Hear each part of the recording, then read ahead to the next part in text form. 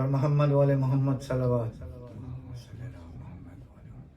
ایک سورہ فاتحہ خطیب اکبر مرزا محمد اطہر صاحب اور خطیب عرفان مرزا محمد اشفاق صاحب کے لیے آپ لوگ پڑھ دیجیے.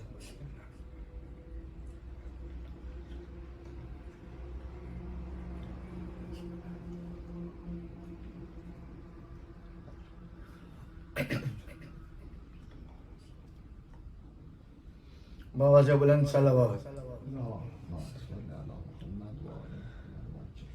عباس تیرا حق ہے زمانہ تجھ روئے.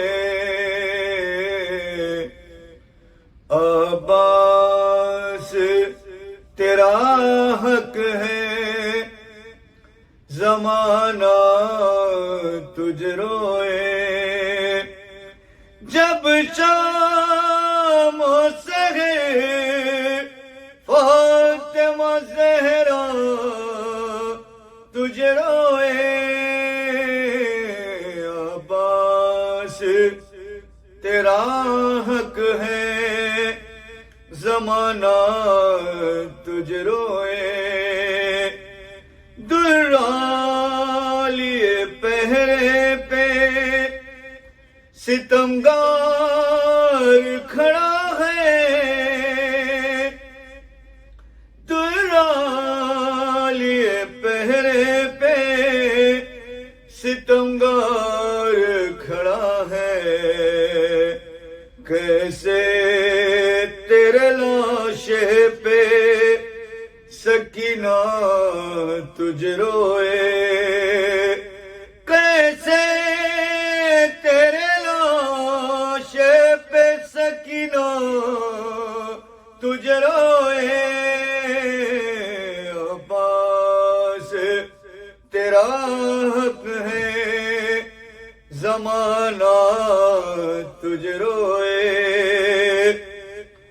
جس وقت اٹھایا نہ گیا لاشا جواں کا. جس وقت اٹھایا نہ گیا لاشا جواں کا. شے اس گھڑی اکبر سے زیادہ تجھ روئے. شے اس گھڑی اکبر سے زیادہ تجھ روئے. عباس تیرا حق ہے زمانہ تجھ روئے. زینب نے کہا شام میں غریباں میں اے غازی.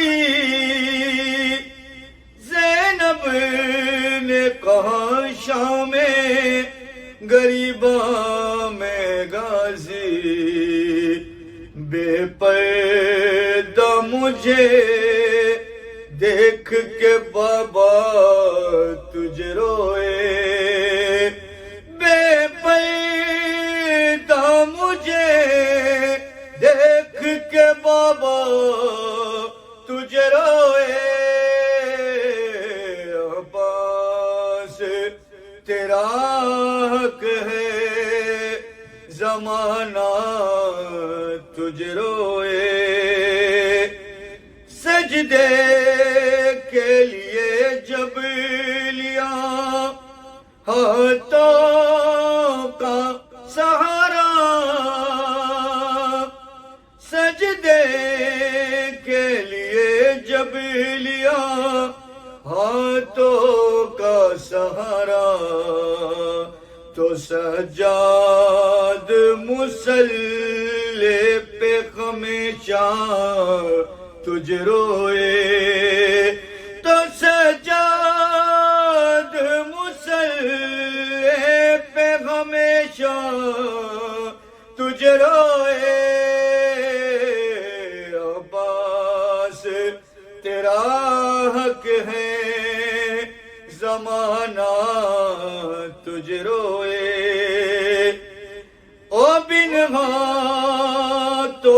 کس طرح تو گھوڑے سے گرا تھا،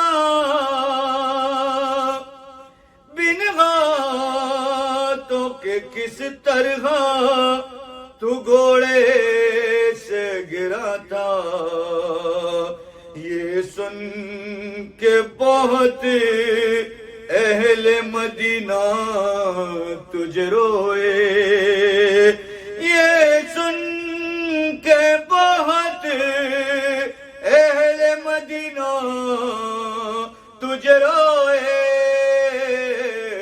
عباس تیرا حق ہے زمانہ تجھ روئے، مشکیزاں کہیں جسم کہیں ہاتھ کہیں ہے، مشکیزاں کہیں جسم کہیں ہاتھ کہیں ہے، جا جا کے کہاں فاطمہ زہرا تجھ روئے، جا جا کے کہاں فاطمہ زہرا تجھ روئے، عباس تیرا حق ہے زمانہ تجھ روئے، ارمان سکینہ کا تھا جتنا تجھ روتی، ارمان سکینہ کا تھا جتنا تجھ روتی، سجاد تیری قبر پہ اتنا تجھ روئے، سجاد تیری قبر پہ اتنا تجھ روئے،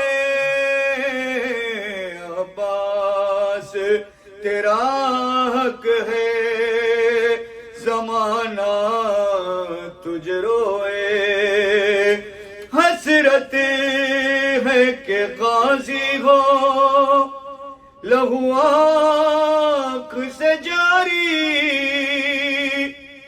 حسرت ہے کہ غازی ہو لہو آنکھ سے جاری، یہ میر تکلم کبھی ایسا تجھ روئے، یہ میر تکلم کبھی ایسا تجھ روئے، عباس تیرا حق ہے زمانہ تجھ روئے، جب شام ہو سہے فاطمہ زہرا تجھ روئے، عباس تیرا حق ہے زمانہ تجھ روئے، عباس تیرا حق ہے زمانہ تجھ روئے، باواز بلند صلوات۔ رحم اللہ من قرأ الفاتحہ۔ بسم اللہ الرحمن الرحیم الحمد للہ رب العالمین الرحمن الرحیم مالک یوم الدین ایاک نعبد و ایاک نستعین اہدنا الصراط المستقیم صراط الذین انعمت علیہم غیر المغضوب علیہم ولا الضالین۔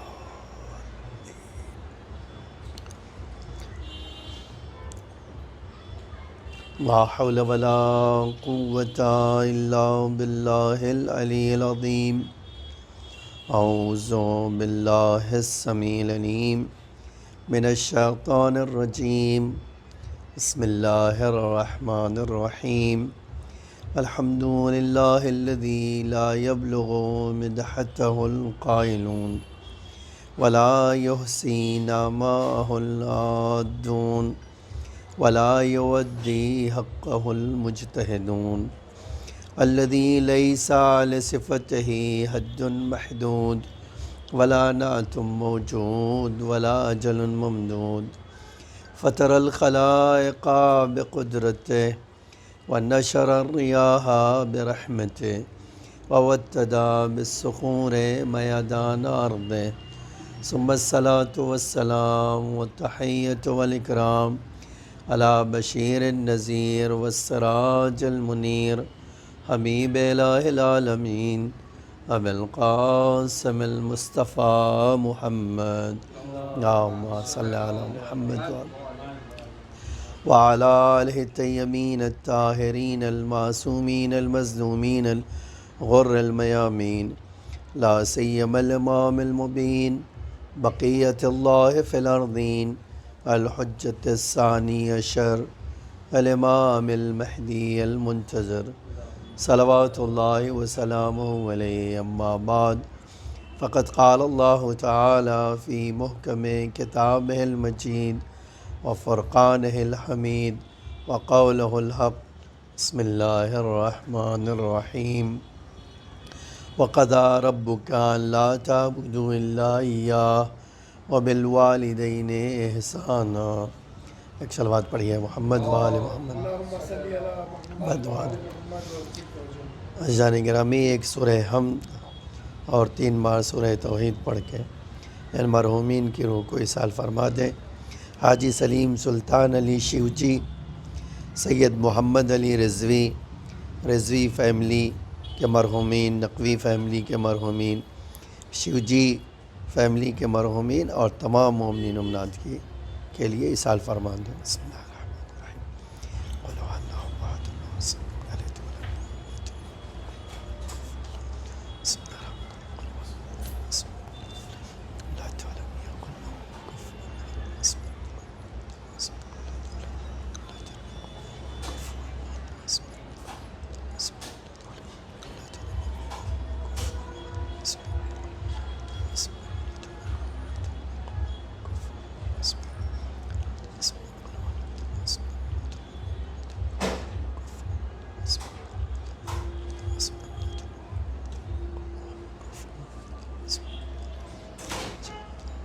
ایک اور صلوات پڑھیے محمد وآل محمد۔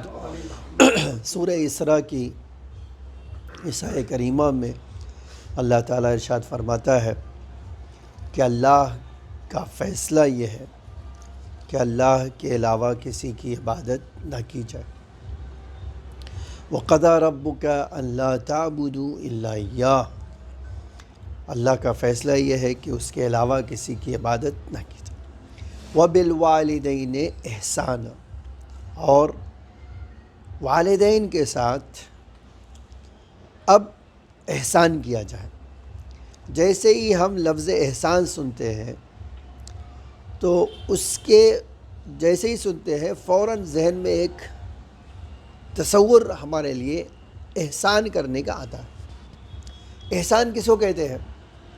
احسان کہتے ہیں کسی چیز کے آپ حقدار نہ ہو، کسی چیز کا آپ مطالبہ نہ رکھتے ہوں، آپ کسی کے اوپر کوئی حق نہ رکھتے ہوں اور وہ انسان آپ کے ساتھ آ کر کوئی نیکی کرے، اس کو کہتے ہیں احسان۔ اللہ کے وہاں دیکھیے قرآن میں جو لفظ ہے وہ کیا ہے؟ احسان۔ اور اردو میں جو معنی ہے وہ میں نے آپ کو بتایا کہ اردو میں کہتے ہیں کہ آپ کسی چیز کے حقدار نہیں ہیں، آپ کا کسی کے اوپر کوئی قرض نہیں ہے، آپ کی کوئی نیکی کسی کے اوپر نہیں ہے، اور اس کے باوجود آپ کے ساتھ کوئی نیکی کرے تو اس کو کہا جاتا ہے احسان۔ لیکن عربی میں احسان بالکل اس سے ہٹ کر ہے۔ عربی کا جو لفظ یہ احسان ہے اس کا معنی ہی بالکل الگ۔ عربی میں جو لفظ احسان ہے اس کا مطلب یہ ہے کہ آپ ہمیشہ والدین کے ساتھ اچھا سلوک کرتے رہیے. آپ کا بیہیویئر ہمیشہ ان کے ساتھ پازیٹیو ہونا چاہیے، مثبت ہونا چاہیے، نیک ہونا چاہیے. یہ نہیں ہو سکتا ہے کہ آپ والدین کے ساتھ کوئی ایسا کام کریں جو حسن عمل نہ ہو، نیکی نہ ہو. ٹھیک ہے. اب آپ جب آپ نے یہ بات سمجھ لی کہ اللہ کہتا ہے کہ والدین اللہ کے عبادت کرو، اللہ کے علاوہ کسی کی عبادت نہ کرو، اور والدین کے ساتھ عمل کرو، نیک کام کرو، تو بہت ذہن میں تصور آتا ہے. دیکھیے، پازیٹیو آتا ہے اور نگیٹو بھی آتا ہے.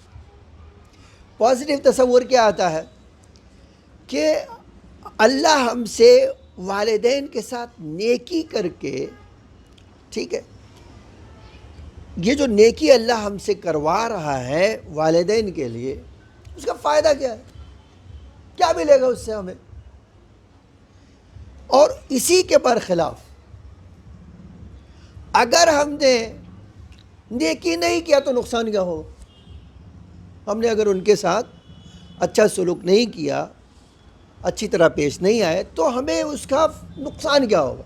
تو ایک طرف فائدے کی بات ہے اور ایک طرف نقصان کی بات ہے. اگر آپ تھوڑی سی دقت کریں، تھوڑی سا غور فکر کریں، تو روایتوں میں اس کا فائدہ بھی بتایا گیا اور اس کا نقصان بھی بتایا گیا. جہاں نیکی کرنے کا فائدہ بتایا گیا ہے، وہیں اس مس بیہیویئر کا بہت بڑا نقصان بتایا گیا. تو آپ دیکھیے، یہ جو اللہ کی طرف سے ہمیں آ کر حکم دیا جا رہا ہے کہ اپنے والدین کے ساتھ اچھا سلوک کرو، تو بہت اچھا سلوک نہیں کریں گے تو کیا ہوگا، اور اگر کریں گے تو کیا ہوگا، ہر انسان سوچنے لگتا ہے. اور جس زمانے میں ہم آپ رہتے ہیں وہاں تو ایک بڑا مسئلہ ہے، آپ کے ساتھ بھی میرے ساتھ بھی، کہ مولانا لوگ یہ جو بچوں سے کیا کروانا چاہتے ہیں. یہ مولانا لوگ جو ہے کیا غلام بنانا چاہتے ہیں، بچوں غلام بنا. آزاد دنیا میں پیدا ہوئے ہم، اور آپ اس حد تک ان کو، بچوں کو جو ہے کنڈم کر دیجئے، گرا دیجئے کہ ان کا سیلف ریسپیکٹ ہی باقی نہ رہے. کیا یہ اللہ چاہتا ہے یا نہیں؟ اللہ سیلف ریسپیکٹ باقی رکھتے ہوئے چاہتا ہے کہ بس، اللہ سیلف ریسپیکٹ رکھتے ہوئے چاہتا ہے کہ والدین کے ساتھ ہمیشہ نیک کام کرو. کیوں؟ اس لیے کہ یہ جو نیکی تمہیں اس دنیا میں بھی کامیاب بنائے گی اور اس دنیا میں بھی کامیاب بنائے گی. اور اسی کے برخلاف اگر آپ نے ان کے ساتھ نیکی نہیں کی، اگر آپ نے حسن سلوک ان کے ساتھ نہیں کیا، تو پھر آپ کی زندگی میں وہ بھونچال آئے گا جس کو آپ سنبھال نہیں سکتے. میں اب یہاں پر آپ کو ایک سارے تو نقصان اور فائدے نہیں بتا سکتا. میں ایک کام کرتا ہوں آپ کے لیے، آپ اس سے اندازہ لگا سکتے ہیں کہ میری زندگی میں، آپ کی زندگی میں حسن عمل کا نتیجہ کیا ہوتا ہے، یا اگر آپ نے اچھا عمل نہیں کیا تو اس کا نقصان کیا ہوتا ہے. آپ اسی سے سمجھ سکتے ہیں. پہلی چیز جو ہے، آپ اس میں غور کیجئے، حدیث کا جملہ کیا ہے. حدیث کہتی ہے کہ اگر تم نے حسن عمل کیا والدین کے ساتھ تو تمہیں عبادت کا ثواب ملے گا. دیکھیے، جب آتے ہیں کہ عبادت، آج دنیا میں عبادت کیا ہے، خدا سے مجھے کوئی چیز قریب کر دے، میں اللہ کو راضی کر سکوں، اللہ کو خوش کر سکوں، اسی کو ہم عبادت کرتے ہیں. اب اگر کوئی آدمی اللہ کو راضی کرنا چاہتا ہے تو اس کے بہت سارے طریقے ہیں. ایک طریقہ یہ ہے کہ آپ نماز پڑھ لیجئے، ایک طریقہ یہ کہ روزہ رکھ لیجئے، ایک طریقہ ہے زکوٰۃ دے دیجئے، ایک طریقہ ہے خمس دے دیجئے، ایک طریقہ ہے صدقہ دے دیجئے. تو خمس بھی عبادت ہے، زکوٰۃ بھی عبادت ہے، نماز بھی عبادت ہے، روزہ بھی عبادت ہے، صدقہ بھی عبادت. لیکن وہ سارے جو ہے عبادتوں میں آسان عبادت کون سی ہے؟ آج میں اور آپ کیا ہے، آسانی کے پیچھے بھاگتے ہیں. آج اگر کسی سے پوچھئے تو بڑی آسانی سے کہے گا کہ بھائی شارٹ کٹ بتا دو ہمیں. تو اللہ کہتا ہے کہ میں تمہیں اتنا آسان شارٹ کٹ بتائے دیتا ہوں. واقعاً آپ سوچئے گا، انہی میں سے ایک چیز یہ ہے، ہمارے پاس روایتوں میں ہے کہ النظر الی وجہ علی ابن ابی طالب عبادہ، مولا کے چہرے کو دیکھنا عبادت ہے. اسی طرح یہ بھی آیا ہے کہ یہ جو چہرے امام کو دیکھنا عبادت، اس کے ساتھ بھی ہے النظر الی وجہ العلماء عبادہ، علماء کے چہرے کی طرف دیکھنا عبادت. لیکن اسی کے ساتھ یہ بھی ہے، یہ نظر الولد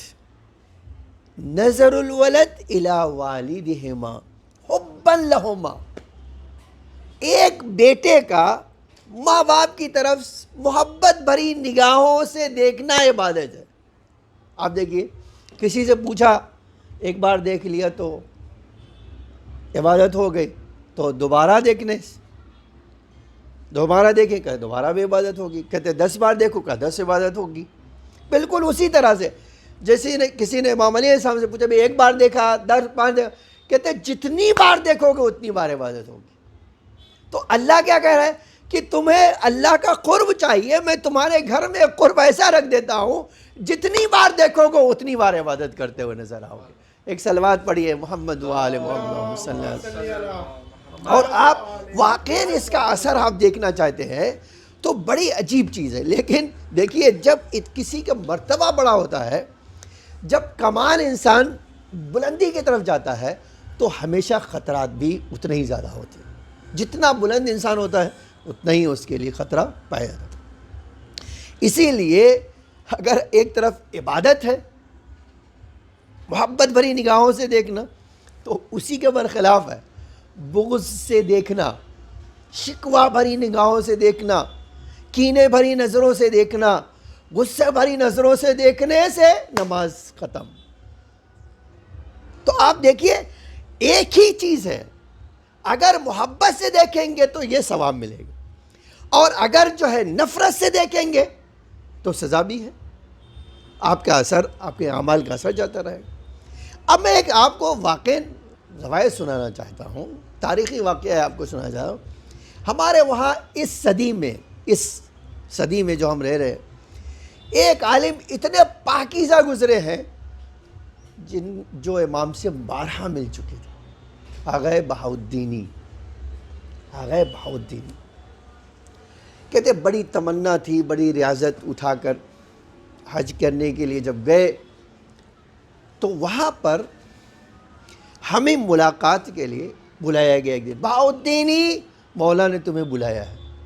اب آپ سوچ سکتے ہیں کہ میری اور آپ کی اور کسی کی بھی تمنا کیا ہوتی، ایک بار ہی صحیح زندگی میں امام کی زیارت کر سکے، ایک بار ہی اس جمال انور کو دیکھا جا سکے، ایک بار ہی ملاقات کا شرف مل جائے.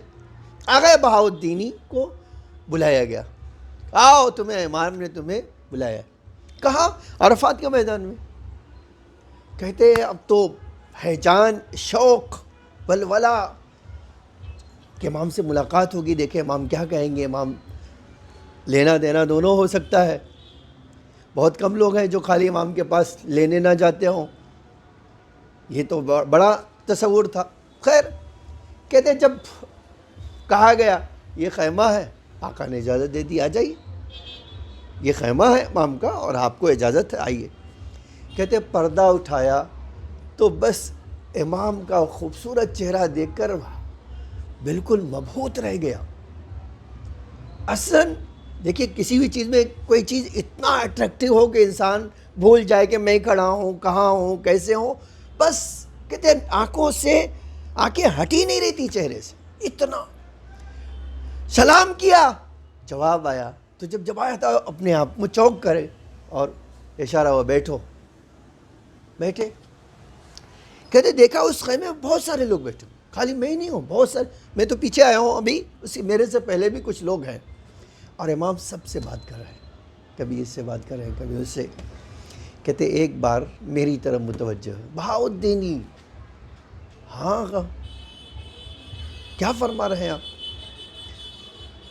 تو کہا کہ میں تمہارا دوست تہران میں ہے، حاج قوام نام ہے، اس تمہارا دوست وہاں ہے، جا کر کہنا میرا سلام اور کہنا میں اس سے بہت راضی ہوں، خوش، میں اس سے راضی ہوں۔ کہتے امام میرے بارے میں کچھ کہنے کے بجائے ملاقات میں میرا نام ذکر نہیں کیا، اس کا نام ذکر کیا، جاؤ اس سے کہہ دینا میں بہت خوش ہوں۔ کہتے بس یہ ایک تمنا، اب تو ایک امام نے کام کہہ دیا تو وہ ساری باتیں بھول کر اجازت مل گئی، جاؤ اب ہو گئی ملاقات، اپنے اپنے راستے۔ تو کہتے پورا حج یہ ذہن میں کہ امام نے کیا کیا ہے آخر،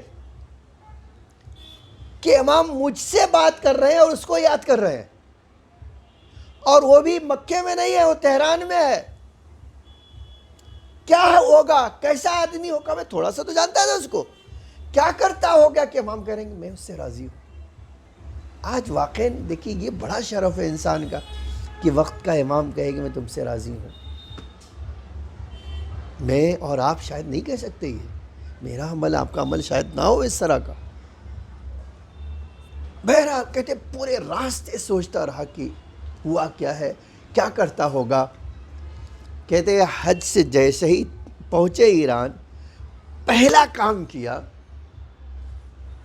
اس کے گھر ملاقات کے لیے، اور صبح ہی صبح پہنچ گئے۔ جب وہاں پہنچے تو پوچھا کہ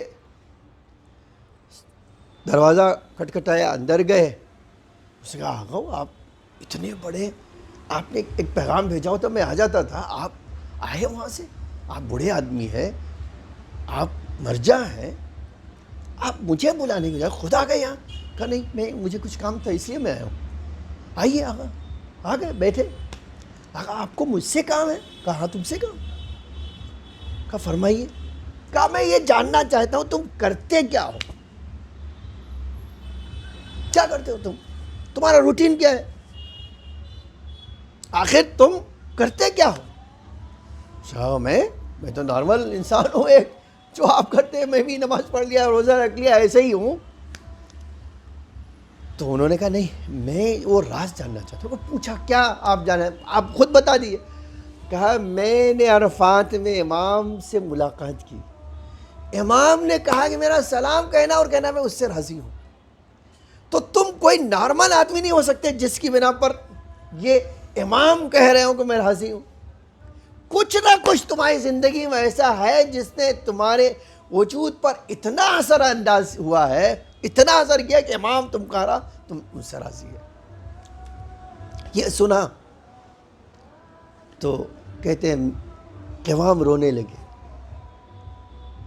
کہتے ہیں میں آغا بہاؤالدینی کہتے ہیں وہ رونے لگے، کہتے ہیں میرے پاس کچھ نہیں ہے، شاید میری ماں نے مجھے وہاں تک پہنچا دیا۔ میری ماں اتنی دعائیں کرتی ہے ان چند سالوں میں خالی اس کے ساتھ خدمت کرتا ہوں، اتنی دعا کرتی ہے، شاید میری ماں کی دعائیں مجھے اس مرتبے تک لے گئی۔ یہ ہے کیا؟ میں نے کہا تھا کہ ایک نظر الولد الی والدہما، ایک بچے کا اپنے والدین کو محبت سے دیکھنا عظیم عبادت ہے، عظیم عبادت ہے۔ تو یہ جو اللہ کہہ رہا ہے کہ دیکھو اللہ کا فیصلہ ہے کہ اس کی عبادت کرو اور والدین کے ساتھ میں، تو انسان کی زندگی میں عبادت بہت ہو سکتی ہے، لیکن وہ عبادت جو امام کو راضی کر سکے وہ والدین کی خدمت کے علاوہ کچھ نہیں ہو سکتی۔ صلوات پڑھیے محمد وآل محمد۔ اب یہ ایصال ثواب کی مجلس سے ایک جملہ کہہ دیتا ہوں۔ دیکھیے جب تک وہ زندہ رہتے ہیں نا تو ایک سوال واقع ہوتا ہے، شاید تھوڑی سی غیرت ہو لڑکے کے پاس، بچے کے پاس تھوڑی سی غیرت ہے تو کہتا ہے ہاں بھائی ماں باپ ہے میرے، انہوں نے میری خدمت کی ہے، تو کیا وہ بس اسی چیز کو لے کر میرے والدین ہیں اور وہ تو بس سوچتا ہے کہ چلو میں نے یہ کام کر لیا ہے، اچھا ہے۔ لیکن آپ ایک طرف یہ بات ہے، اور دوسری طرف اگر آپ غور کریں، خدمت کرنا ایک مسئلہ ہے، ٹھیک ہے، لیکن ایسی خدمت کرنا ایک دوسرا مسئلہ ہے۔ اسی لیے میں ایک فائدہ یہ بتا کے آگے بڑھنا چاہتا ہوں، اگر وقت رہا تو 2-3 اور ذکر کر دوں اور مجلس مکمل کر لوں۔ جب انسان مر جاتا ہے نا تو نظروں کے سامنے نہیں ہے، اس کی اپنی دنیا ہے، اپنی زندگی ہے، کام میں مصروف ہے، بیوی بچوں میں مصروف ہے، تو سوچتا ہے میرا رشتہ، اچھا آپ اگر یہ نہ کہیں کہ ختم ہو گیا تو ضرور ہوتا ہے کہ کمزور ہو جاتا ہے، نہیں، آدمی یقینی بات ہے، یقیناً انسان کے جب تک ماں باپ زندہ رہتے ہیں تو سوچتا ہے میرا رشتہ مضبوط ہے، اور ان کے ساتھ میں رہ رہے تو یاد دیکھ رہا ہے، بات کر رہا ہے، ٹہل رہا ہے ان کے ساتھ، ان کے کام کاج کر رہا ہے، لیکن جب اس دنیا سے چلے آتے ہیں تو یقینی بات ہے وہ ظاہری رشتہ دھیرے دھیرے شروع میں جب تک ان کی یاد تازہ رہتی ہے، غم رہتا ہے تو باقی رہتا ہے، لیکن جیسے جیسے زمانہ جو ہے آگے بڑھتا ہے ویسے ویسے وہ رشتہ کم سے کم، حتیٰ میں نے ایک جگہ روایتوں میں دیکھا ایک بوسیدہ قبرستان سے امام علیہ السلام کا گزر ہوا، ہم صلی اللہ علیہ محمد، امام کا گزر ہوا وہاں، جب امام اپنے صحابیوں کے ساتھ کہ ظاہراً کسی جنگ سے پلٹ کر آ رہے تھے تو بوسیدہ قبریں دیکھی، تو امام نے پوچھا بتائیں کتنے سال پہلے مر گئے ہوں گے یہ، آج کوئی ان کو یاد کرتا ہے کیا؟ اگر یاد کرتا ہوتا تو اس طرح اجڑا ہوا تو قبرستان نہیں ہوتا تھا۔ تو کہا مولا پتہ نہیں کب دفن ہوئے ہیں، اب تو نشان بھی مٹ گئے ہیں، اور کب پوچھ رہے تو پوچھ لیتے ہیں، پوچھ لو۔ تو امام ساتھ میں ہے تو ہم نے کہا اچھا ٹھیک ہے، امام نے سے کہا مولا پوچھیے کیا ہے، تو امام نے آواز دی، اے قبرستان کے لوگوں بتاؤ تم کب مر گئے، کیا تمہیں کوئی یاد کرتا ہے؟ اب تو امام نے جب پوچھا تو جواب آیا، کیا مولا اتنے سالوں ہو گئے، صدیاں گزر گئی ہیں، کون ہمیں، ہمارا تو نام تک کسی کو یاد نہیں ہے، تو ہمیں یاد کیا کرے گا؟ کہا پھر بھی تمہیں کچھ امید ہے، کیا چاہتے ہو؟ کہتے بس چاہتے ہیں کوئی ایک سلوات سے ہمیں یاد کرے، ایک صدقہ دے کر یاد کرے، 1 روپے کا دے کر۔ تو آپ اور میں سوچتے ہیں کہ ہمارا رشتہ کمزور ہو گیا، لیکن ان کا رشتہ روحانی تازہ رہتا ہمیشہ۔ یہی وجہ ہے، آپ دیکھو یہ جملہ اسی لیے ہے کہ اگر بہت پریشان ہو دنیا میں اور کچھ راستہ سمجھ میں نہیں آتا ہے تو ماں باپ کی قبر پر جانا، ان سے کہنا میں پریشان ہوں، میرے لیے دعا کرو۔ اب ایک سوال ہوتا ہے کہ بھئی کہہ دیا میں نے، دعا کا اثر ہوگا؟ امام کہتے ہیں اس دنیا سے بھی ان کی دعاؤں کا اثر ان کی اولاد کو ملتا رہتا ہے۔ عجیب نہیں ہے؟ تو یہ ضروری ہے کہ جب اللہ نے ہمیں ایک ایسی نعمت دی ہے جو ہمیں اس مرتبے تک پہنچا سکتا ہے، تو زندہ ہو یا مردہ ہو یہ ہمارے لیے فرق نہیں ہونا چاہیے۔ لیکن ہم انسان ہیں، ہماری روش اور ہمارا طریقہ یہ ہے کہ شروع میں تو ہم یاد رہتا ہے ہمیں، لیکن جیسے جیسے زمانہ گزرتا ہے ویسے ویسے ہمیں ان کی یاد بھی کم ہوتی جاتی ہے۔ لیکن یاد رکھے، میں ایک روایت آپ کو سناتا ہوں، ایک اور عظیم فائدہ۔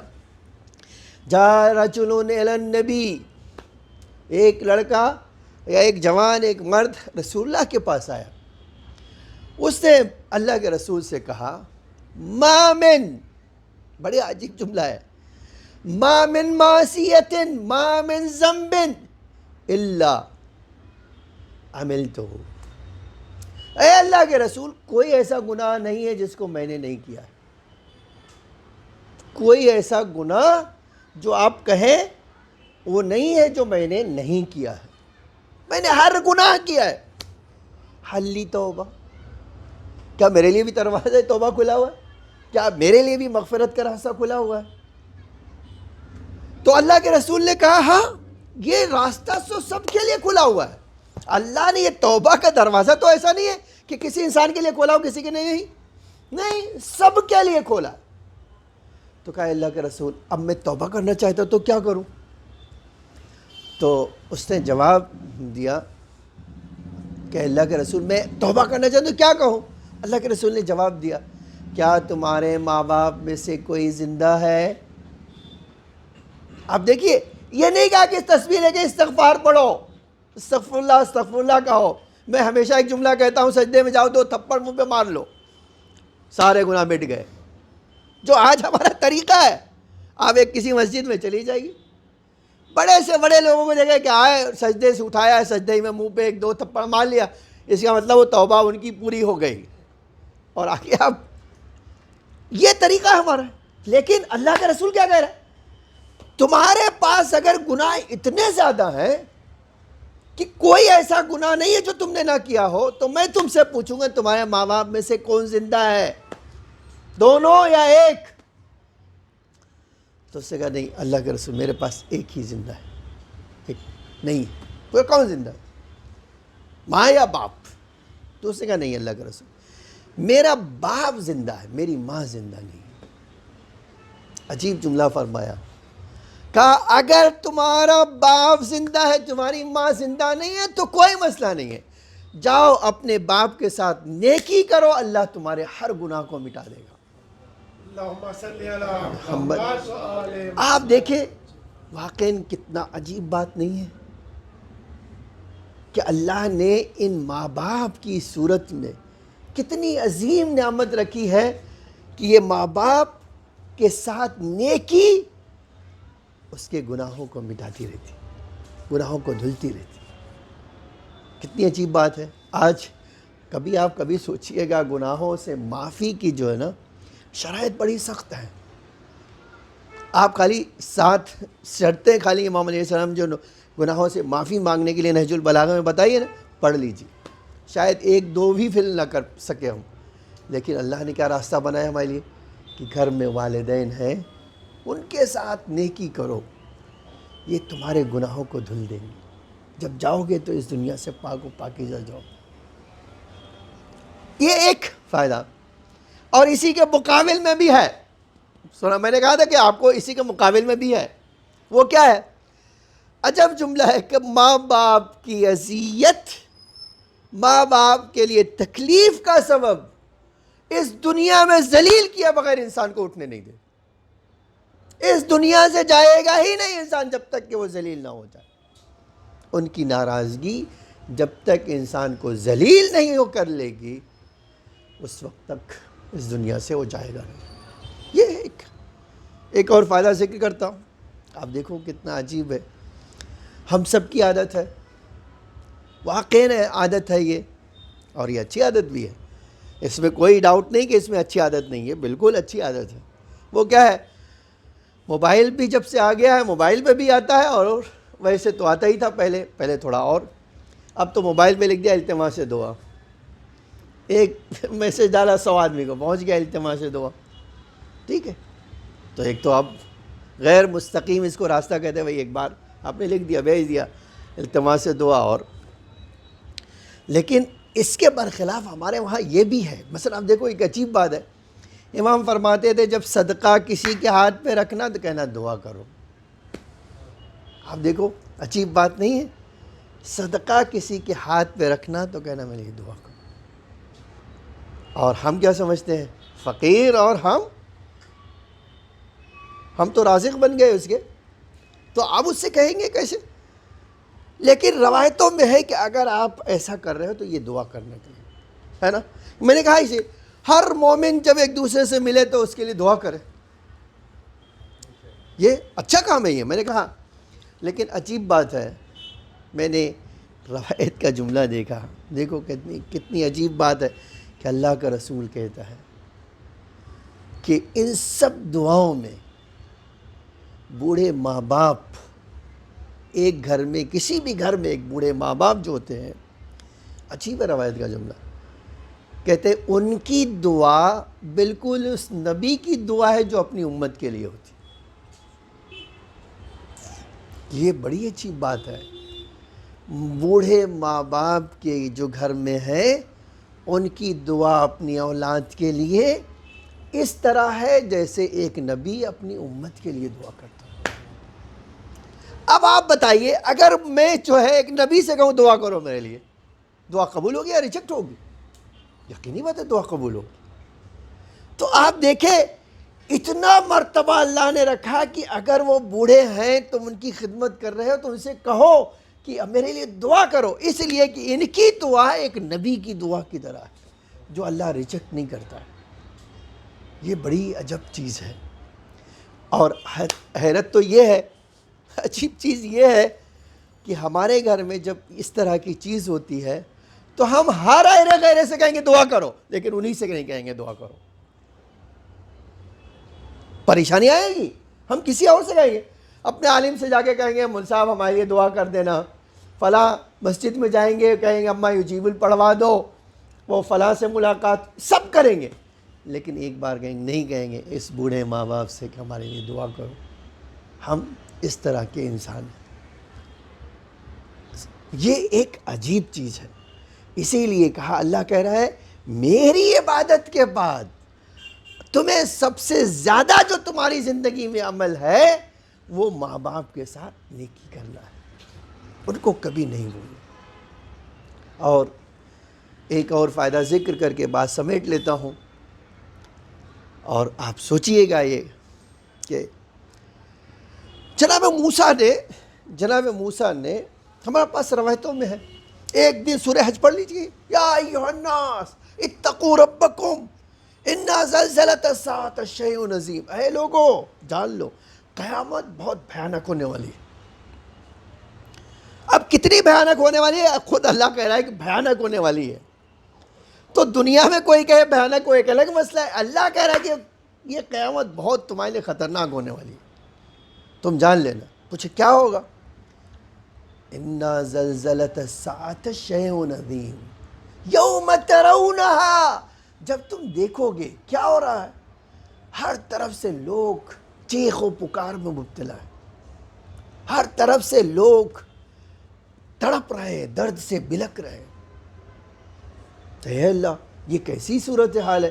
تو کہہ رہا ہے کہ ایک ایسا وقت آنا والا ہے قیامت کا دن جب ہر انسان بھاگ رہا ہوگا، کوئی کسی کی فکر میں نہیں ہوگا، ہر انسان درد سے تڑپ رہا ہوگا، اعمال اس کے اتنے سخت ہوں گے، یہ سب ہے، اور ایسے میں ایک آدمی کو سایہ خدا کا مل جائے۔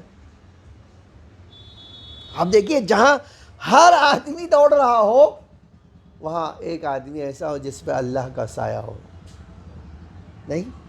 یہ بڑی، اسی لیے اب جب اللہ کا سایہ ہوا تو جناب موسیٰ نے پوچھا اللہ سے کہ اے اللہ میں کس کو دیکھ رہا ہوں تیرے اس دربار میں، اے اللہ تیرے اس محفل میں، اس قیامت کے منظر میں کون دکھائی دے رہا ہے جس کا اتنا مرتبہ ہے کہ کسی کو سایہ نہیں ہے لیکن اس کا سایہ ہے تیرے اس پہ؟ اے اللہ ہے کون یہ؟ جناب موسیٰ نے یہ سوال کیا، تو جواب میں اب دیکھیے کتنی عجیب بات ہے نا، کہ ایک طرف موسیٰ سوال کر رہے ہیں کہ اللہ یہ کون ہے جہاں ہر آدمی پریشان ہے لیکن یہ اس پہ سایہ خدا کا موجود ہے کون؟ کہا موسیٰ یہ وہ انسان ہے جس کی دو اسپیشل چیزیں ہیں، ایک تو یہ کہ کسی کی چغلی نہیں کرتا، یہ کسی کے جا کر ہمارے وہاں ایک بڑا خبر ہی نہیں ہے، یہ بھی ایک ممبئی والوں کی خاص اس طرح ہے کہ بھائی خبر ہی نہیں ہے، یہ چغلی نہیں کرتا کسی۔ پوچھا دوسرا کیا کرتا ہے؟ کہتا ہے یہ اپنے والدین کا بے حد احترام کرتا ہے، اللہ نے اسی نیکی اور احترام کی بنا پر آج جہاں کسی کے اوپر سایہ نہیں اس پر اپنا سایہ کیا۔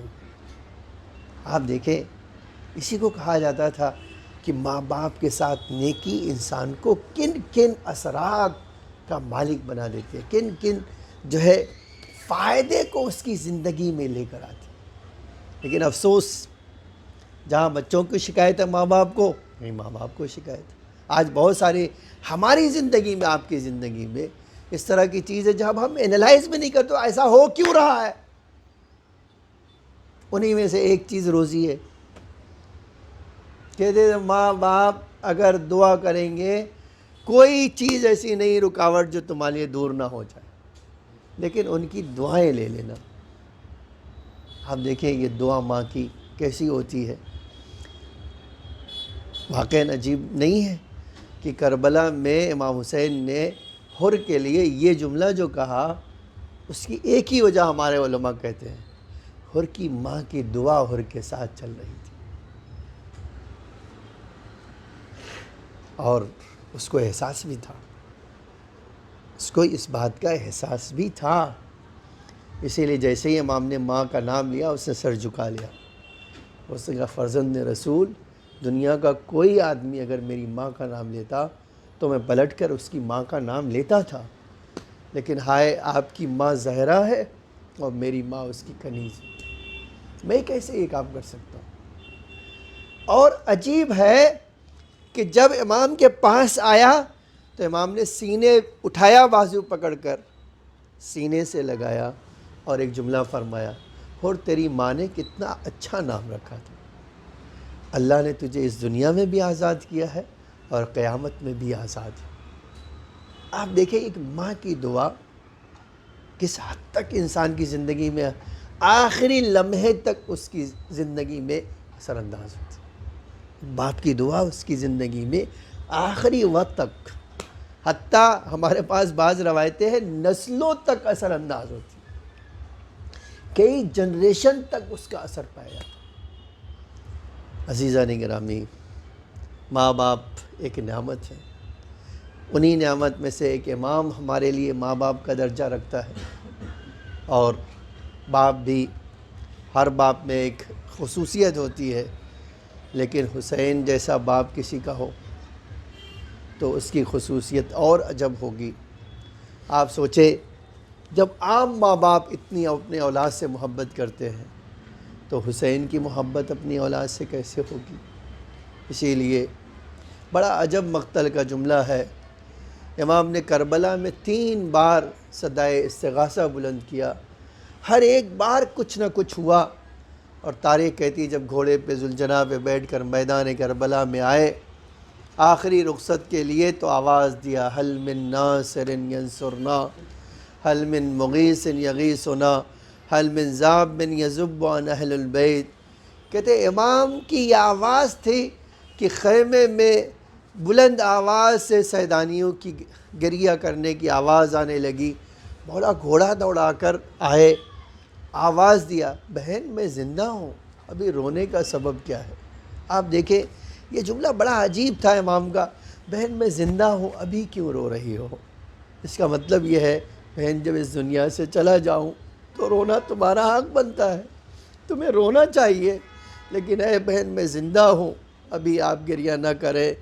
اور عجیب جملہ ہے مقتل کا، امام نے یہ کہا اور کہنے کے بعد خیمے میں آئے سیدانیوں کو تسکین دلایا، دلاسا دلایا، امام نے ان سے باتیں کی، لیکن ہائے ایک وقت ایسا بھی آیا جب حسین کے قریب کوئی نہ تھا، کوئی موجود نہ تھا، خالی بی بی سکینہ اور زینب تھیں اور کوئی نہ تھا۔ ایک بار ارباب عزا خیمے سے نکل کر، میں یہ نہیں کہنا چاہتا ہوں کہ کیا حالات رہے ہوں گے، کن حالات سے گزرے ہوں گے، لیکن ہاں مقتل نے لکھا ہے کہ امام آئے بہن کو مخاطب کیا، بہن اب آخری رخصت کے لیے حسین آیا ہے، بہن بھائی کو رخصت کرو۔